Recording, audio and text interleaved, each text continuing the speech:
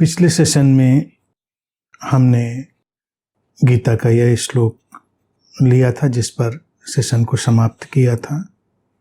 श्री कृष्ण उसमें कहते हैं, जिसके लिए यज्ञ में अर्पण अर्थात श्रुवा आदि ब्रह्म है और हवन किए जाने वाले द्रव्य भी ब्रह्म है तथा ब्रह्म रूप कर्ता के द्वारा ब्रह्म रूप अग्नि में आहुति देने की क्रिया भी ब्रह्म रूप है, उस ब्रह्म कर्म में स्थित रहने वाले योगी द्वारा प्राप्त किए जाने वाले योग्य फल भी ब्रह्म ही है।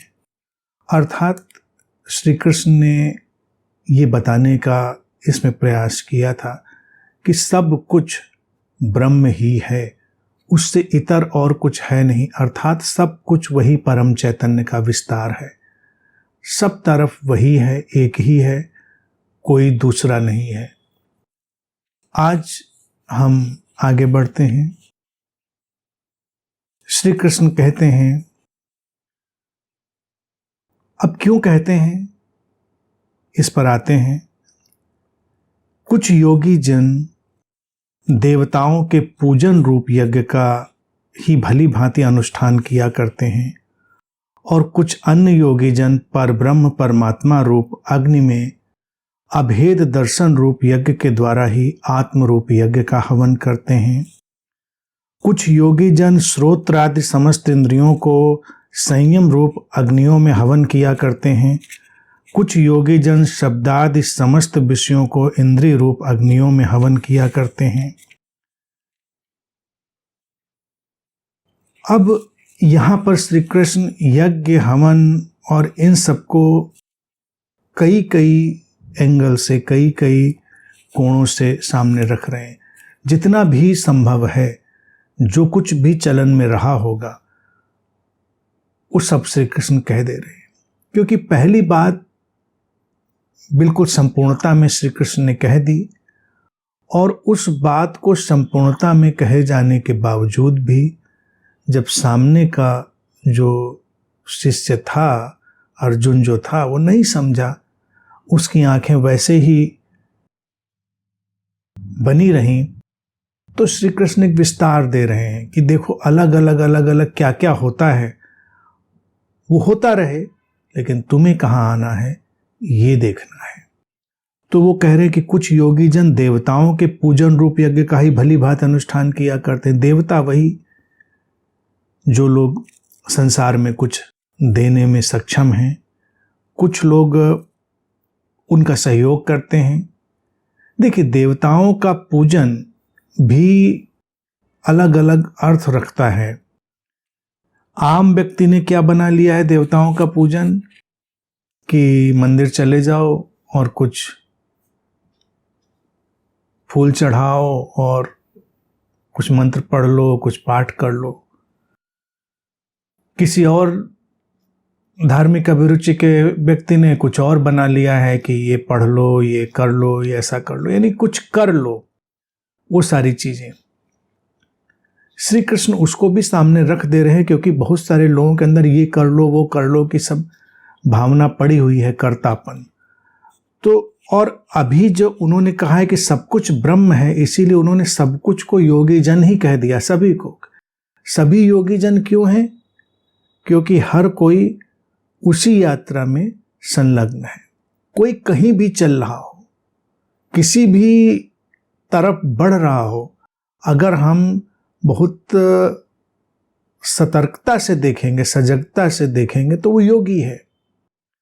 वो जा तो अपने जीवन के अंतिम समाधान की तरफ ही रहा है, वो जा तो प्रेम, शांति, प्रसन्नता और समस्वरता की तरफ ही रहा है, वो लौट तो अपने स्रोत में ही रहा है। इसके सिवा तो कुछ कोई कर नहीं रहा, कुछ भी कर रहा हो। तो श्री कृष्ण ने कहा कि एक तो ये देवताओं का पूजन, अब ये एक है उथला पूजन जो लोग करते हैं। थोड़ा गहरे में जाएंगे तो संसार में वो हर व्यक्ति देवता है जो हमें कुछ दे रहा है। वो चिकित्सक हो, वैज्ञानिक हो, व्यवसायी हो, कोई भी हो।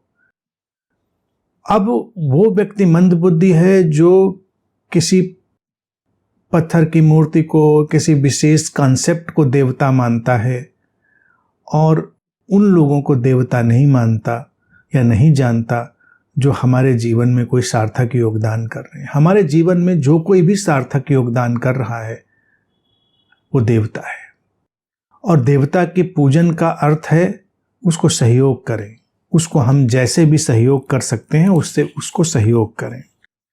और फिर श्री कृष्ण कहते हैं कुछ अन्य योगी जन पर ब्रह्म परमात्मा रूप अग्नि में अभेद दर्शन रूप यज्ञ के द्वारा ही आत्म रूप यज्ञ का हवन किया करते हैं।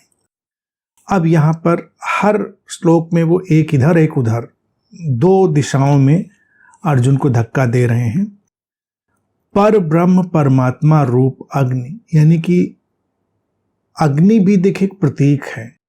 अग्नि का जब बार बार वर्णन आएगा, अग्नि के बारे में बात की जाएगी, तो हमेशा ये समझ लें अग्नि से तात्पर्य है जीवन की एक शुद्धतम स्थिति, जीवन की एक निरंतर ऊर्ध्वगामी स्थिति, ऊपर उठती हुई अपवर्ड जर्नी।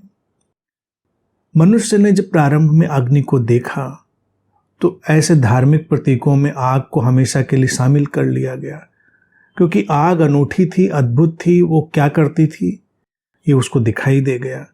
तो अनूठा काम एक तो आग यही कर रही है कि वो हमेशा ऊपर जा रही है, नीचे नहीं जा रही। मनुष्य के जीवन में भी यही ऊर्ध्वगमन, यही ऊपर जाना, ये उसकी यात्रा है।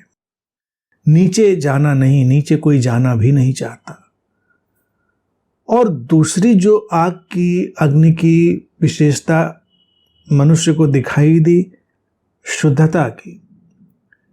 जो कुछ भी उसमें डालो वो जलकर शुद्ध हो जाता है, व्यर्थ भस्म हो जाता है, सार्थक बच रहता है। तो अग्नि इसीलिए बड़ी पवित्र मान ली गई। तो अग्नि की चर्चा यज्ञ में हमेशा करी जाती है। और ये जो बाहर प्रतीक रूप यज्ञ बनाया गया वो भी इन्हीं सब बातों का ही एक सिंबलाइजेशन था, ताकि लोग उस बात को समझ लें, देख लें कि हाँ ऐसी कोई चीज़ है। जब मनुष्य विकसित हो जाए, प्रतिभाशाली हो जाए, तो उसे प्रतीकों की ज़रूरत नहीं रह जाती, ये बात भी तय है। इसलिए प्रतीकों में बहुत उलझना नहीं चाहिए कि हम ये मांग करें कि ये प्रतीक होने ही चाहिए। हैं तो ठीक है, नहीं है तो कोई अंतर नहीं पड़ता। तो परमात्मा रूपी अग्नि का तात्पर्य यही है कि चेतना का वो ढंग जो हमेशा ऊपर ऊपर और ऊपर जा रहा है, उसमें अभेद दर्शन, कोई भेद नहीं। जो पहले श्री कृष्ण कहे आए हैं कि सब कुछ ब्रह्म है, यह भी वो भी सब कुछ। तो इस सारे चैतन्य के विस्तार में जो हमेशा एक ऊर्ध्वगमन की यात्रा में जीवन जा रहा है, वहाँ पर हम बिना किसी भेदभाव के एक अपना दर्शन उसमें विकसित करते हैं और आत्मरूप यज्ञ का हवन करते हैं। आत्मरूप, अभेद ही हमारा आत्मरूप है। जब हम उसमें देख पाते हैं कि ये जो पूरा विस्तार है और उसमें कहीं कोई भेद नहीं है, तो वही हमारा आत्मरूप है। आत्मरूप यज्ञ का हवन किया करते हैं। ये यज्ञ हवन बस श्री कृष्ण प्रचलित भाषा का उपयोग करें, अर्थात उससे कुछ व्यक्ति अपने अंदर उपलब्ध हो रहा है, आत्मरूप को उपलब्ध हो रहा है। अभेद दृष्टि से ही आएगा, जब कोई भेद नहीं रह जाएगा। और फिर आगे श्री कृष्ण कहते हैं कुछ योगी जन श्रोत्र आदि समस्त इंद्रियों को संयम रूप अग्नि में हवन किया करते हैं, और कुछ योगी जन शब्दादि समस्त विषयों को इंद्रिय रूप अग्नियों में हवन किया करते हैं। इंद्रियों को संयम रूप अग्नियों में हवन करना और समस्त विषयों को इंद्रिय रूप अग्नियों में हवन करना, इसका अभिप्राय है इंद्रिय और विषय के बीच एक संतुलन ले आना। अभी क्या है, इंद्रिय और विषय का एक द्वंद्व है। इंद्रियों की अपनी सहजता है, विषयों की अपनी सहजता है। सहजता में जब बाधा आती है तो बिखराव आता है। संयम शब्द आज निंदित हो गया है, क्योंकि संयम ना होकर दमन का रूप ले चुका है, रिप्रेशन का। तो लोगों को लगता है दमन तो गलत चीज है, मनोविज्ञान कहता है। लेकिन संयम वही शब्द है जिसको बुद्ध कहते हैं सम्यकत्व। संयम है संतुलन। इंद्रियों की सुंदरता और उनकी शुद्धता उनके संतुलन में है, इंद्रियों के और विषयों के संतुलन में है। जब ये संतुलन बाधित होता है तो जीवन का, शरीर मन का सारा जो चक्र है वो गड़बड़ हो जाता है। इंद्रियों को, उनकी सारी व्यवस्थाओं को हम सम्यक बनाएं, यानी कि उनके प्रति इतने सचेतन हो जाएं, इतने संयमित हो जाएं, इतना सम्यकत्व अपने भीतर ले आएं, संतुलन, कि जो भी विषय, जहां कहीं भी जो विषय हैं उनके प्रति भी हमारा सम्यक व्यवहार शुरू हो जाए। और कोई भी विषय हो, उन्होंने कहा शब्दादि कह दिया, कोई भी विषय हो, उनको इंद्रियों की इंद्रिय रूप अग्नियों में हवन कर दें।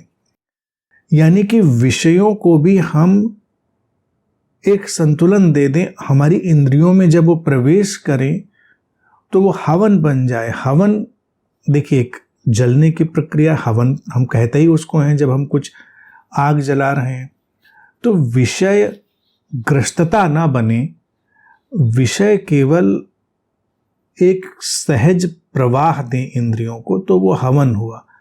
अभी क्या है, विषयों से ग्रस्तता और हमारी इंद्रियों से ग्रस्तता, दोनों जो ग्रस्तताएं हैं, जो ऑब्सेशन है, वो ऑब्सेशन समस्याएं हैं, ग्रस्तताएं समस्याएं हैं।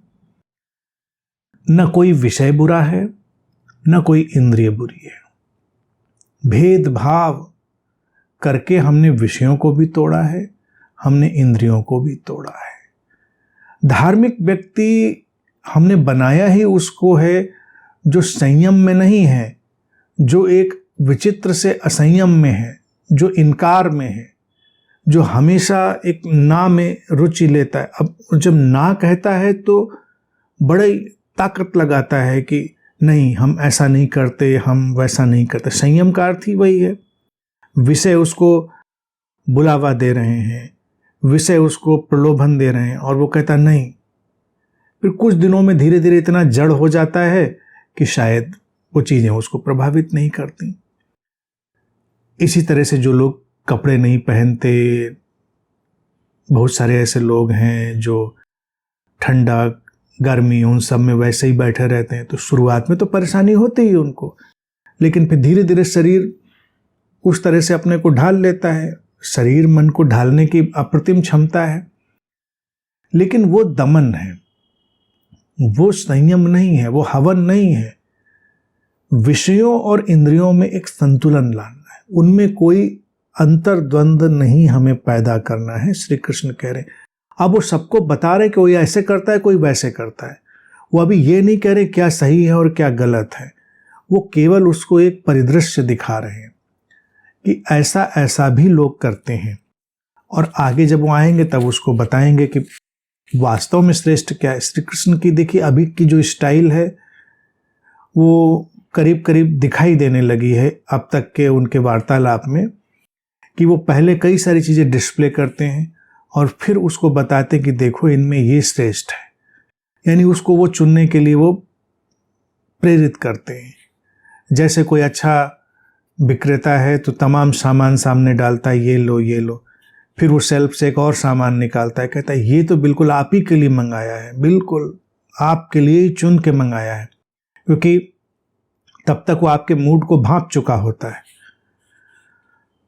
श्री कृष्ण आगे कहते हैं, कुछ योगी जन इंद्रियों की संपूर्ण क्रियाओं को और प्राणों की समस्त क्रियाओं को ज्ञान से प्रकाशित आत्म संयम योग रूप अग्नि में हवन किया करते हैं। इंद्रियों की संपूर्ण क्रिया यानी कि हमारी जितनी भी इंद्रियां, उनसे जो कुछ भी क्रियाएं घट रही हैं, प्राणों की समस्त क्रियाएं, हमारे जीवन ऊर्जा के तल पर जो कुछ घट रहा है वो सब ज्ञान से प्रकाशित आत्म संयम योग रूप अग्नि में हवन करते हैं। ज्ञान से प्रकाशित आत्म संयम यानी कि एक आत्म संतुलन, उसमें हवन किया करते हैं। ये एक तरह से वो वे ऑफ लाइफ बता रहे, जीवन शैली, और यूं देखा जाए बड़ी दैनिक जीवन शैली है। आत्म संयम एक समझ है। अब खाने पीने को ही अगर देख लें,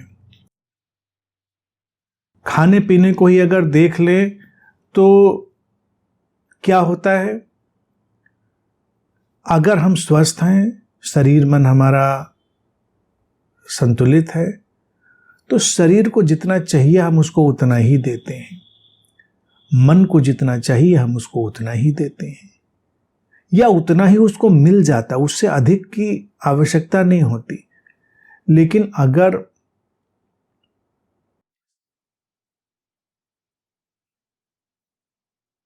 शरीर मन का संतुलन बिगड़ जाए तब क्या होगा? ऑब्सेसिव ईटिंग हो जाएगी, व्यक्ति खाए चला जा रहा है, पिए चला जा रहा है, सोए चला जा रहा है, जागे चला जा रहा है, मतलब कुछ भी वो करेगा तो ऑब्सेसिव, कंपल्सिव, वो बीमारी बन जाएगी, वो मानसिक बीमारी बन गई। तो श्री कृष्ण क्या कह रहे हैं कि जो जीवन ऊर्जा की क्रियाएं हैं, इंद्रियों की क्रियाएं हैं, वो सब चल रही हैं जैसे भी उनको चलना है, उनमें कोई हमें हस्तक्षेप नहीं करना है। ज्ञान को, ज्ञान यहाँ पर कोई इंफॉर्मेशन नहीं है, सूचना नहीं है कि ज्ञान हम सूचना की तरह से कहीं से इकट्ठा करते हैं। ज्ञान है हमारे भीतर की सजगता। उसी को जब हम अग्नि अग्नि श्री कृष्ण बार बार कह रहे हैं तो अग्नि ही वो है सचेतनता, हमारे भीतर की सचेतनता। जितना हम सजग होंगे, जितना हम अवेयर होंगे, सचेतन होंगे अपने क्षण प्रतिक्षण के प्रति, अपने शरीर मन के प्रति, अपनी इंद्रियों के प्रति, उतना आत्म संयम आ जाएगा। आत्म संयम लाया नहीं जाएगा, हमको पता होता है कि ये चाहिए, ये नहीं चाहिए। आज के मनुष्य का बिखराव इसीलिए है क्योंकि वो आत्म संयम नहीं है, और आत्म संयम नहीं है और ज्ञान से प्रकाशित नहीं है। ज़्यादा से ज़्यादा संयम डालेगा तो अज्ञान से, जैसे कई धार्मिक लोग होते हैं कई संप्रदायों में, उस संयम को क्या समझते हैं कि हम ये नहीं करते, हम प्याज नहीं खाते, हम लहसुन नहीं खाते, हम करेला नहीं खाते, हम भिंडी नहीं खाते। कई लोग होते हैं ना, और कई संप्रदायों में ऐसा है, वो कोई अपनी प्रिय चीज़ छोड़ देते हैं, संकल्प ले लेते हैं कि हम ये नहीं खाएंगे। बहुत प्रिय था उनको आम नहीं खाते। अब बाजार में आम भरा पड़ा है, उनको लालच भी पकड़ रहा है। ऊपर ऊपर से तो यही कहेंगे नहीं नहीं मुझे कोई लालच नहीं पकड़ रहा, और फिर जब पूरे बाजार से घूम कर आते हैं और उनके अंदर बड़ा रस बह चुका होता है जिसको वो बड़े दमन के साथ रोक चुके होते हैं, तो घर आकर उनके अहंकार को बड़ी संतुष्टि मिलती है कि देखो आम मैंने नहीं खाया। वो आत्म संयम। तो श्री कृष्ण कहेंगे ये अज्ञान से धूमिल संयम है। ज्ञान से प्रकाशित आत्म संयम क्या होगा? सचेतन है। इंद्रियों ने पुकारा, इंद्रियों की सहज क्रिया, खाना था तो खा लिया। अब पूरी बाजार के आम तो खा नहीं सकते आप, थोड़ा सा खाएंगे। शरीर को थोड़ी सी जरूरत है। अगर आप अपने स्टमक के साइज को ही देखें, जो उसका साइज है वो कितना छोटा सा साइज, मुट्ठी बराबर साइज है, उससे थोड़ा सा आगे पीछे हो सकता है, लेकिन हम उसमें भर कितना ठूस ठूस कर देते हैं, क्योंकि वो बलून जैसा है, फूल तो सकता ही है कितना भी। तो प्रकृति ने भी बनाया है कि भोजन में भी हमको बहुत ज़्यादा नहीं चाहिए, लेकिन हम मानसिक रूप से बीमार हो जाएं तो हम दिन भर खाते रह सकते हैं। हम किसी भी रुग्णता में चले जाएं तो हम खाना पीना छोड़ सकते हैं, कुछ भी कर सकते हैं, असंयम में चले जाएंगे। सचेतन रूप से जब हम होंगे तो जो अनिवार्य है, जो एसेंशियल है, वो हमारे सामने आएगा। बोलना है एसेंशियल आवश्यक तो हम बोलेंगे, चुप रहना आवश्यक है हम चुप रहेंगे, देखना आवश्यक है हम देखेंगे, न देखना आवश्यक है हम नहीं देखेंगे, सुनना आवश्यक है तो सुनेंगे, नहीं सुनना आवश्यक है तो हम नहीं सुनेंगे। सही अर्थों में कहा जाए कि हम करेंगे ही नहीं, वो घटेगा ही उतना, वहीं पर विराम लग जाएगा।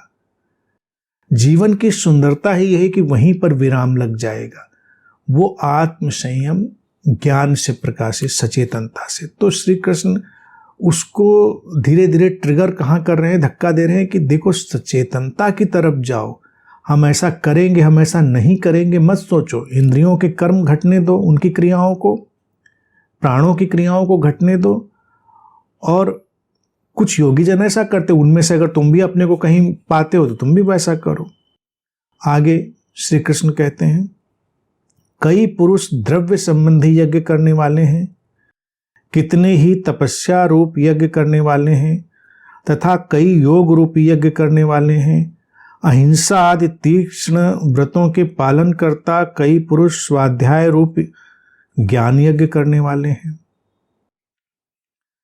अब द्रव्य संबंधी यज्ञ, द्रव्य संबंधी यज्ञ के कई चीजें समझ सकते हैं। एक तो उन्होंने सीधा सीधा वही कह दिया जो लोग सामान्य यज्ञ में करते हैं कि उसमें घी डाल रहे हैं और जो भी सामग्रियां हैं वो डाल रहे हैं, द्रव्य हैं, पदार्थ हैं, उनको डाल रहे हैं, उनसे कुछ होने जाने वाला नहीं, लेकिन चलो वो भी कर रहे हैं।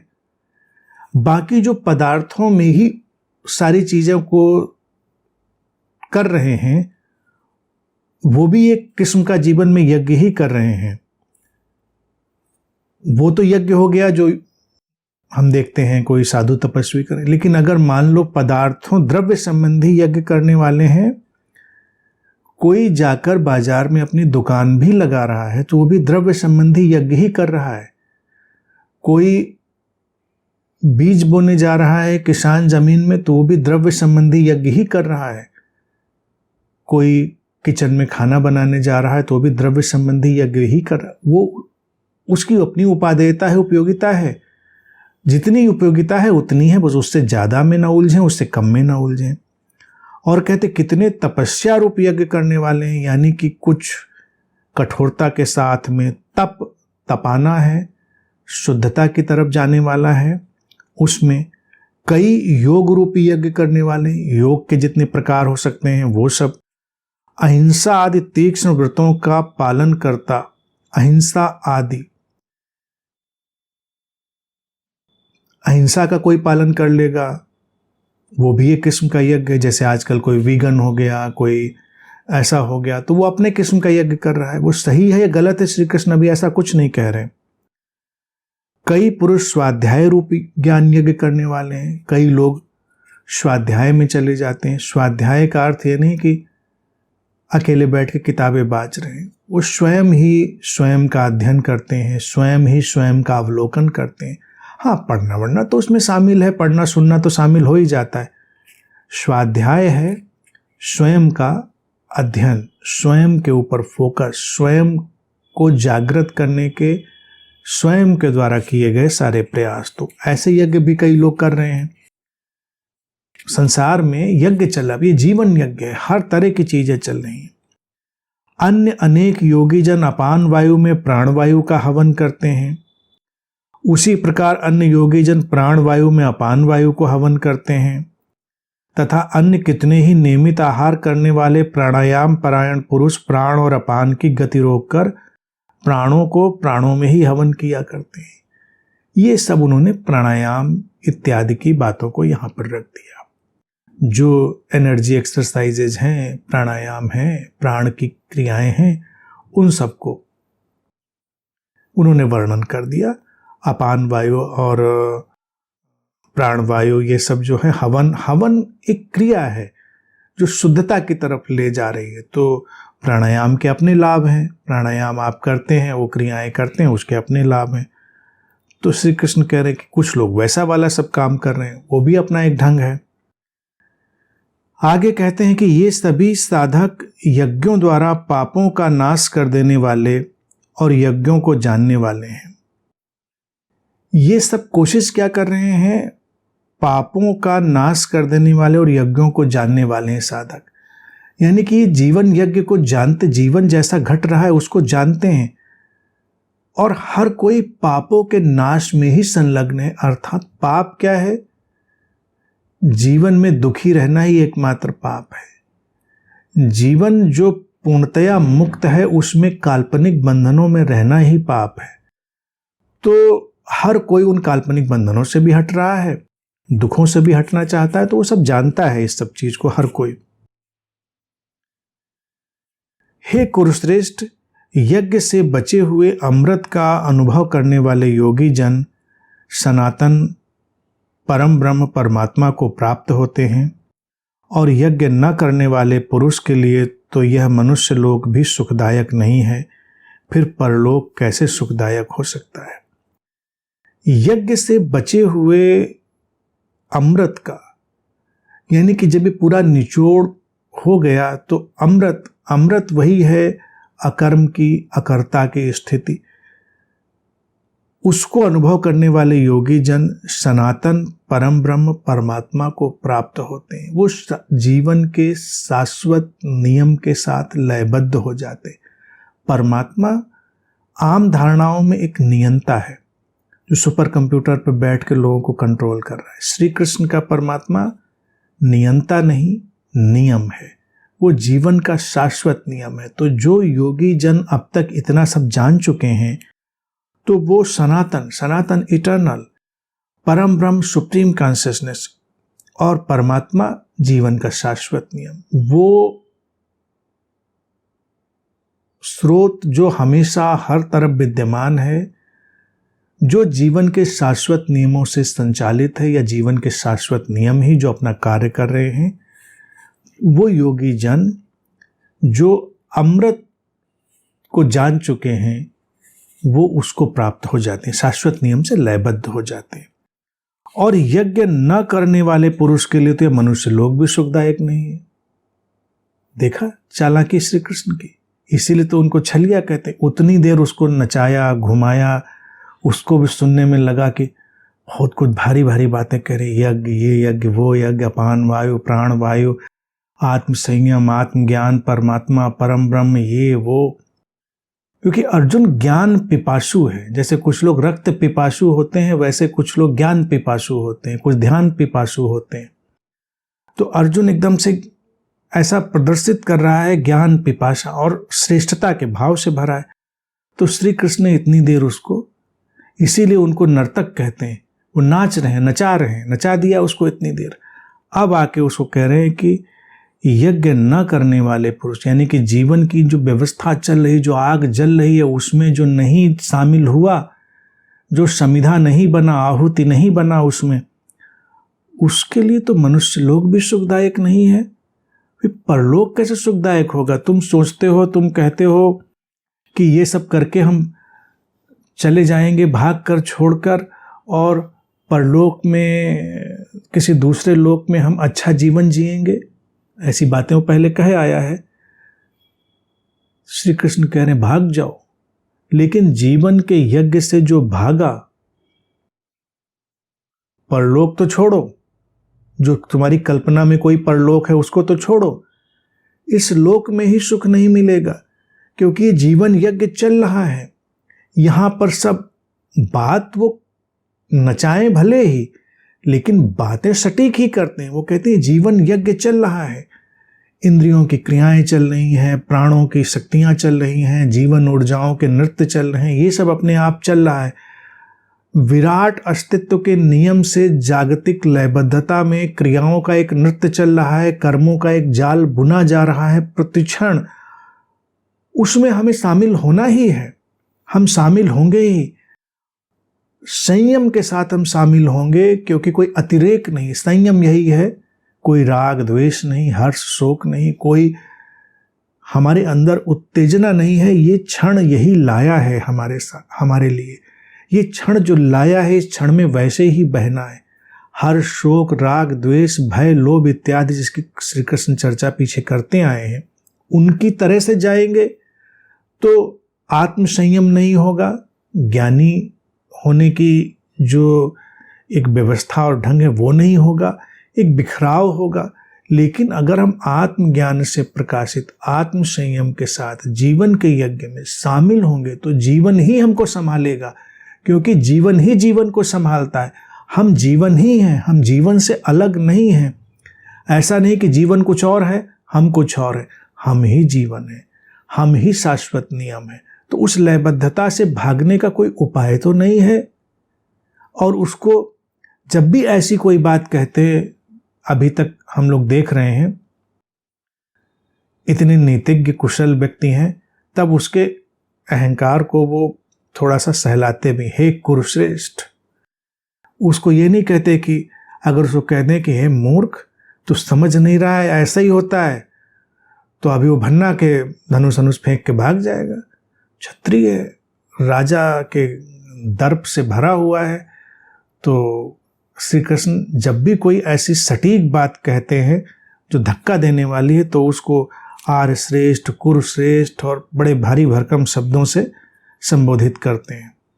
ये मनोविज्ञान है कि कहना है अगर बात को तो थोड़ा सा उसके अहंकार पे हाथ रख दो, तो करे हे कुरुश्रेष्ठ, जो तुम कर रहे हो परलोक वगैरह की बातें, उसको तो छोड़ो, इस लोक में भी कुछ होने वाला नहीं है। आगे कहते हैं, इस प्रकार और भी अन्य तरह के यज्ञों का वेदों में विस्तृत वर्णन हुआ है। अब अपने को पीछे खींच लिया उन्होंने, क्योंकि वो ये नहीं कह रहे कि वो सब जो चल रहा था वो कोई मैं उसका समर्थन कर रहा हूं। वेदों में विस्तृत वर्णन हुआ होगा, वर्णन हुआ, हमने बता दिया। वो सही है या गलत है हम उसमें नहीं गए। उन सबको तू मन, क्रिया, इंद्रियों और शारीरिक क्रियाओं से संपन्न होने वाले मान और उनके तत्व को समझकर उनके अनुष्ठान द्वारा तो कर्म बंधन से सर्वथा मुक्त हो जाएगा। वो कह रहे हैं कि मन, क्रिया, इंद्रिय और शारीरिक क्रियाओं से संपन्न होने वाले मन और उनके तत्वों को समझकर उनके अनुष्ठान द्वारा तो कर्म बंधन से सर्वथा मुक्त हो जाएगी। यानी कि जितनी भी चीजें वो कहे आए हैं वो एक परम सहज अवस्था की इशारा कर रहे हैं कि अगर उस परम सहज अवस्था में आ जाओगे तो कर्म बंधन से सर्वथा मुक्त हो जाओगे। क्योंकि घबराए हुए तो इसी बात से हो कि कर्म बंधन पकड़ लेंगे, हमने युद्ध किया तो कर्म बंधन पकड़ लेंगे। वो कह रहे हैं कि मन, क्रिया, इंद्रियों, शारीरिक क्रियाओं से संपन्न होने वाले मन और उनके तत्वों को समझकर, अब जैसे यहीं पर अब उसको युद्ध में डाल रहे हैं, देखिए श्री कृष्ण, और उसी से बात चली आती है तमाम तरह के नैतिक, अनैतिक, अच्छे बुरे, इन सब के उलझाव की बात। तो श्री कृष्ण इसीलिए कह रहे हैं कि देखो, मूल बात है भावना। किस भावना से क्या किया जा रहा है और अंतर अवस्था है मूल बात। अगर आत्म संयम है, आत्मज्ञान से प्रकाशित है, सचेतन रूप से क्रियाओं में हम शामिल हैं, तो कोई समस्या नहीं, कर्म बंधन कोई नहीं बनेगा। अब इसी के परिप्रेक्ष्य में थोड़ी विषय से हटके बात है, हम देखें कि लोग मांसाहार, शाकाहार इस सब में उलझे रहते हैं। क्या किसको करना चाहिए ये हम नहीं जानते। लोग अपनी अपनी वृत्तियों, स्वभावों के अनुसार बहुत कुछ खाएंगे पिएंगे, वो उनकी समस्या है। लेकिन केवल एक विशेष आहार को करने से ही कोई व्यक्ति अच्छा नहीं हो जाता। मान लो कोई व्यक्ति है और वो बिल्कुल किसी भी तरह के मांसाहार, किसी भी तरह के उस चीज में नहीं जाता, लेकिन भय लोभ से भरा है, दुष्ट है, असहयोगी है, तो ऐसे व्यक्ति का हम क्या करेंगे। कोई व्यक्ति है जो मांसाहार में है लेकिन बहुत अच्छा इंसान है, सहयोगी है, सृजनात्मक है, तो वो देवता हो गया। देवता है ही वही व्यक्ति जो सृजनात्मक है, जो कुछ दे रहा है संसार को, समाज को। बहुत सारे जो धार्मिक लोग होते हैं, अगर गौर से देखेंगे, बहुत सारे नीति नियम तो उन्होंने लगा लिए हैं, लेकिन संसार को देने के लिए उनके पास क्या है? कुछ भी नहीं। कोई सृजनात्मकता नहीं है, कोई ज्ञान नहीं है, कुछ भी नहीं है, बस निंदा है उनके पास। उनके पास एक ही पुराण है जिसका उन्होंने पारायण अच्छे से किया होता है, वो होता है निंदा पुराण। तुमने ये गलत किया, तुमने वो गलत किया, और वो सही बताएंगे। तो श्री कृष्ण घुमा के सारी बात को वहीं पर ला रहे हैं कि वो कह रहे हैं कि कोई चीज मायने नहीं रखती है, अंतर अवस्था मायने रखती है। अंतर अवस्था को हमें देखना पड़ेगा। शराब अच्छी है या बुरी है? वैज्ञानिक तो कहते हैं बुरी है, पता है शरीर खराब होता है, मैं भी कहता हूं नहीं पीनी चाहिए। लेकिन अगर कोई गालिब जैसा शराब पी लेता है और वैसे शेर कह लेता है, जगजीत सिंह जैसा व्यक्ति शराब पी लेता है और वैसा गा लेता है, तो हमें शराब से क्या लेना देना? 4 साल कम जिएंगे वो ज़्यादा से ज़्यादा, तो क्या फ़र्क पड़ जाएगा? 5 साल कम जिएंगे तो क्या फ़र्क पड़ जाएगा? लेकिन उनकी प्रतिभा तो देखिए। और एक व्यक्ति कहे कि मैं तो बिल्कुल दूर दूर बैठा रहता हूँ, कुछ देखता छूता ही नहीं, और जीवन बिल्कुल मूर्खता में भरा हुआ है, कोई प्रतिभा नहीं, कुछ क्रिएटिविटी नहीं, तो क्या करोगे ऐसी चीज़ों का? धार्मिक लोग अक्सर इसीलिए बड़े कूप मंडूक, जड़ मूढ़, असृजनात्मक हो जाते हैं। जीवन को सृजनात्मक बनाना है। श्री कृष्ण देखिए कैसे भीषण युद्ध में उसको धक्का दिए दे रहे हैं। ये बात आमतौर से लोगों को समझ में नहीं पड़ती। अगर ठंडे दिमाग से देखेगा कोई और धार्मिक भावना से, चूंकि श्री कृष्ण का नाम इतना बड़ा हो गया, तो लोग कहते हैं हाँ मैं ठीक ही किया होगा, तो अर्जुन ही सही नजर आएगा कि कोई युद्ध नहीं करना चाह रहा है। और श्री कृष्ण बार बार कह रहे कि ये युद्ध समय की मांग है, ये आ खड़ा हुआ है, इससे भागा नहीं जा सकता। वो उसको वहीं पर ले जा रहे हैं और कर्म बंधन वगैरह हट जाएंगे, क्योंकि अंतर अवस्था को महत्व दे रहे हैं।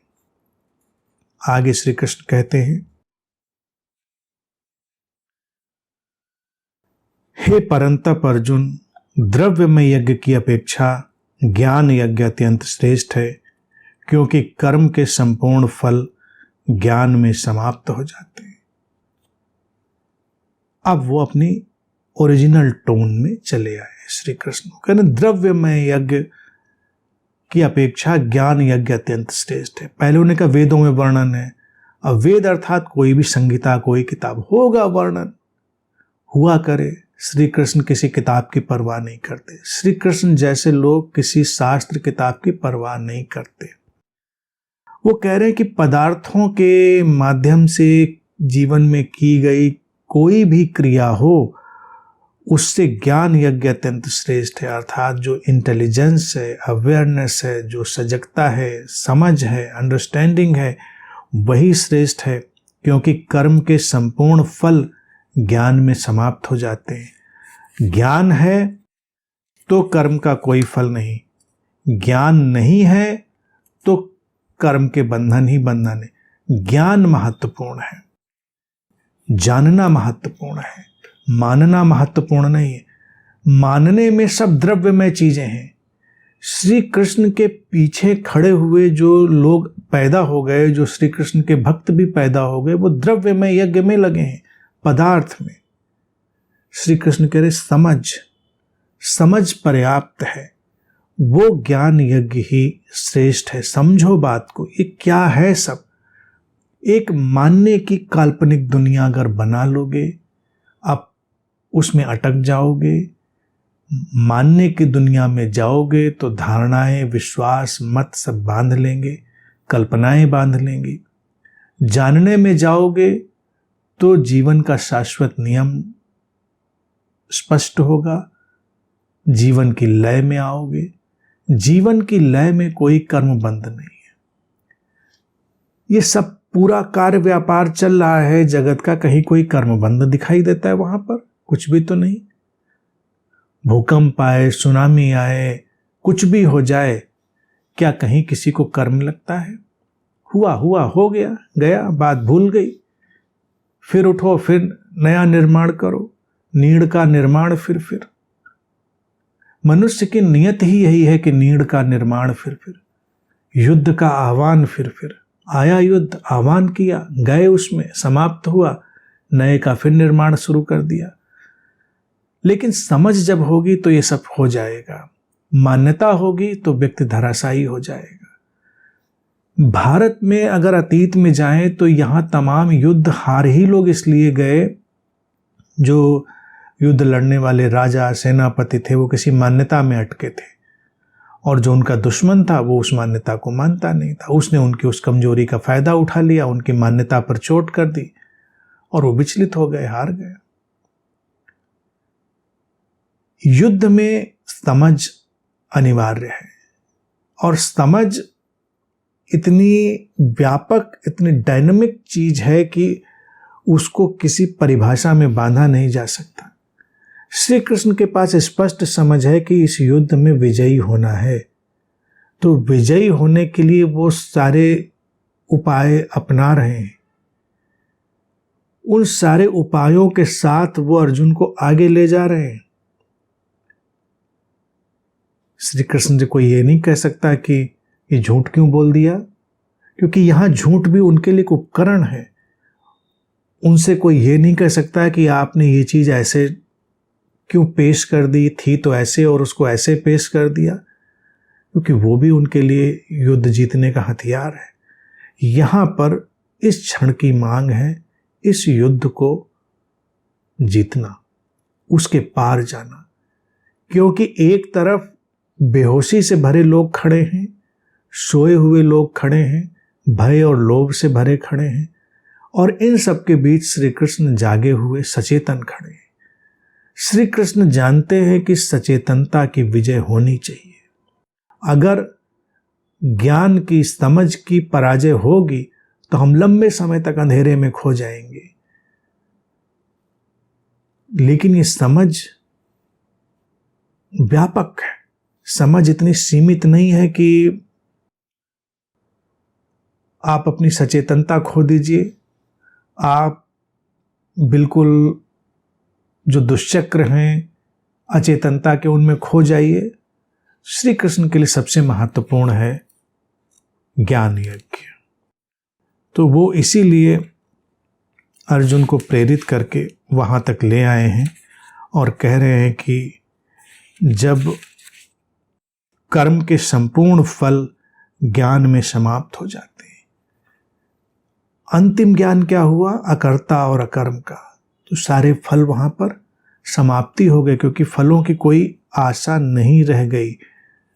फलों की आशा करना ही क्या है, फल तो आते ही हैं, वो जीवन की प्रक्रिया का हिस्सा है। कर्मों के संपूर्ण फल समाप्त हो जाते हैं, ये बात जब श्री कृष्ण कहते हैं तो ज्ञान के साथ ही इसको कह रहे हैं। समाप्त हो जाने का विषय ही नहीं है, समाप्त ही है। कर्म और फल संयुक्त है, कर्म और परिणाम संयुक्त हैं, वो जैसे आने हैं वैसे ही आएंगे, तो इसलिए उसमें उलझने की कोई बात नहीं।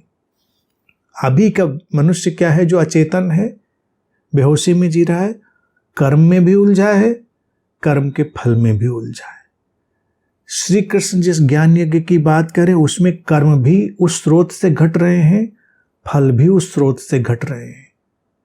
हम बस माध्यम हैं, हम एक तटस्थ दृष्टा हैं, हम एक साक्षी हैं, हम बस उस सबको होने दे रहे हैं, हम उसके होने में बाधा नहीं डाल रहे। तो कर्म फल न कर्म बंधन, कुछ भी हमको बांध नहीं रहा। ये काल चक्र है, घूम रहा है, सब आ रहा है और जा रहा है। श्री कृष्ण की अंतर्दृष्टि यहाँ पर बिल्कुल स्पष्ट है। वो कह रहे समझो बात को, जानो। अभी तक जितनी भी बातें मैंने कही हैं, क्रियाओं की, यज्ञों की, हवन की, सारी बातें मैंने तुमको कह दी इसलिए क्योंकि परंपरा और प्रचलन में है, तमाम लोग उनको मानते हैं, वो ऐसे करते हैं, वैसे करते हैं। लेकिन तुम तो श्रेष्ठ मनुष्य हो, तुम्हारे पास श्रेष्ठ ज्ञान है, तो तुमको समझ में ही उतरना है, समझ के साथ ही आगे बढ़ना है, वही सर्वोपरि है। अब यहां पर अर्जुन के पास देखो कोई विकल्प भी तो नहीं है कि वो बैठकर हवन पूजा यज्ञ करने लगे जितने श्री कृष्ण बता आए हैं। कोई विकल्प नहीं है, उसको तत्क्षण बिजली की कौंध की तरह से समझ से ही भरना है। वो योगी हो जाए, अभी वो कहे अच्छा चलो अभी 1 घंटा प्राणायाम कर लेते हैं, उसके बाद तैयार होंगे। वो प्राण वायु अपान वायु का जो उन्होंने झमेला बताया ना श्री कृष्ण ने, उसमें तो मुझे बार बार वही दृश्य उभरता है। रथ खड़ा है, श्री कृष्ण अर्जुन, तो रथ के पीछे रथ के अंदर कहीं ना कहीं वो कुछ अपनी दुकान खोलकर बैठ सकता है। श्री कृष्ण तो खोल के बैठने नहीं देंगे। क्या करेगा, उसके पास क्या उपाय है इस समय? वो हवन करने लग जाए, बैठकर मंत्र जपने लग जाए, माला फेरने लग जाए, क्या करे वो? तो श्री कृष्ण ने एक तरह से बहुत ही चतुराई से इन सारी चीजों का वर्णन करके उनकी व्यर्थता भी बता दी। उन्हें करते हैं लोग, लेकिन जब जीवन में एक महत्वपूर्ण क्षण आ खड़ा होता है तो कोई भी प्रक्रिया, कोई भी यज्ञ, कोई भी हवन काम नहीं आता। पदार्थ सब पदार्थगत है, वो काम नहीं आता। तब काम आता है ज्ञान यज्ञ, ज्ञान समझ, तत्क्षण तीव्र, एक लाइटनिंग की तरह से, बिजली के कौंधने की तरह एक समझ, वही काम आती है, बाकी कुछ काम नहीं आता। जंगल में जा रहे थे, सामने शेर आ गया, तो क्या करेंगे? शेर के सामने बैठकर मंत्र पढ़ने लगेंगे। ज्यादा धार्मिक हुए तो कोई 40-25 पढ़ने लगेंगे शेर के सामने। शेर तो अपना काम करके निकल लेगा। तो बिजली की कौन से हमारे भीतर आएगा, भागो इधर उधर जहां कहीं मौका मिले। जरूरत तो उस समय होती है और शरीर मन ने ऐसा कर रखा है कि ऐसे मौकों पर वो हमको इन सारे यज्ञों कर्मकांडों की इजाजत ही नहीं देता। उस शरीर मन उस समय अपना नियंत्रण अपने हाथ में ले लेता है, शरीर में रसायनों को सक्रिय करता है और भगा देता है। कितना भी ज्ञानी खड़ा हो व्यक्ति कि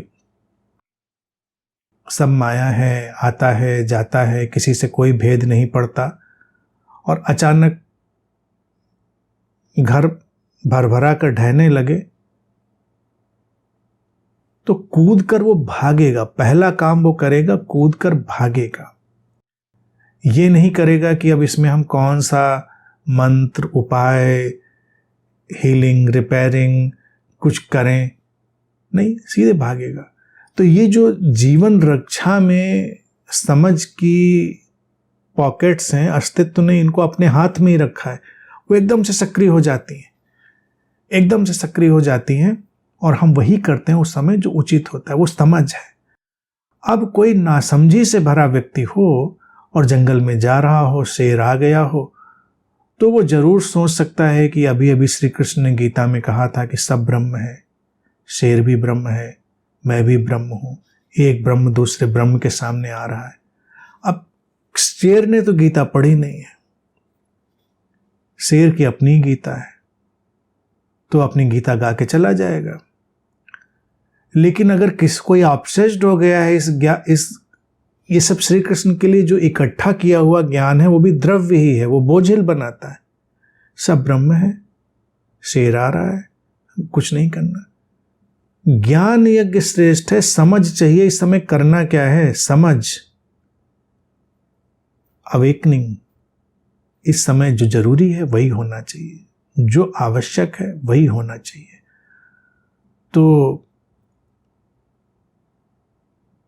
ज्ञान जागृति के रूप में है, ज्ञान सूचनाओं के रूप में नहीं है। ज्ञान इकट्ठा किए हुए ज्ञान, ये जो सूचनाओं के संग्रह हैं उनके रूप में नहीं। ज्ञान है इस क्षण में जीवन को सहज प्रत्युत्तर दे पाने की अचूक क्षमता। बिल्कुल सूत्र की तरह से इस बात को ध्यान रखें। ज्ञान क्या है? इस क्षण में जीवन जो कुछ भी हमारे सामने लाया है उसको प्रत्युत्तर दे पाने की अचूक क्षमता, वही ज्ञान है। और जो इसमें निरंतर संलग्न है वो ज्ञान योगी है, वो ज्ञान यज्ञ में है। श्री कृष्ण कह रहे हैं अर्जुन वही श्रेष्ठ है। क्षण आ गया है, प्रत्युत्तर की मांग कर रहा है, उसमें उतर जाना है। किंतु परंतु और ये सब वेद पुराण शास्त्र लोक परलोक पाप पुण्य इनकी चर्चा बेमानी है, व्यर्थ है, उनका कोई भी इस क्षण में प्रयोजन नहीं है। इसीलिए समझो बात को, उठो।